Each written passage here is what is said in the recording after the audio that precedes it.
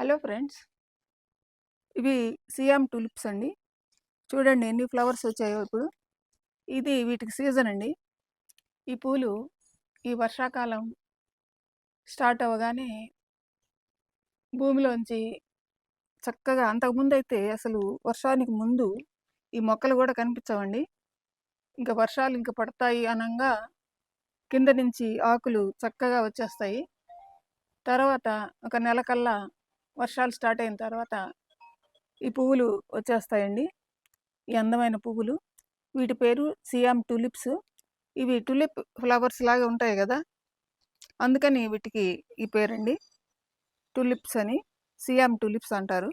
చూడండి, ఆకుల మధ్యలో కూడా ఈ కలరు గీత ఉంటుంది, అందంగా ఉంటాయి. ఇవి బల్బ్స్తో ప్రాపగేట్ చేసుకోవచ్చు. లోపల రౌండ్ రౌండ్గా బాల్స్ లాంటి బల్బ్స్ ఉంటాయండి, వాటితో వీటిని ప్రాపగేట్ చేసుకోవచ్చు. ఇవి పువ్వులు అయిపోగానే ఇంకా 2 నెలల తర్వాత వర్షాకాలం అయిపోగానే వీటి సీజన్ అయిపోతుంది. ఇప్పుడు మొక్కంతా చనిపోతుందండి, ఇంకా లోపల బల్బ్స్ మాత్రం ఉండిపోతాయి.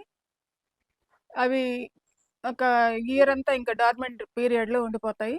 నెక్స్ట్ మళ్ళీ వర్షాకాలం వస్తుందనంగా మళ్ళీ ఆకులన్నీ వచ్చేస్తాయండి ఫ్రెష్గా, మళ్ళీ పువ్వులు వచ్చేస్తాయి. ఇది వీటి లైఫ్ సైకిల్. ఇదండి సియామ్ టులిప్స్ గురించి. బాగున్నాయి కదా.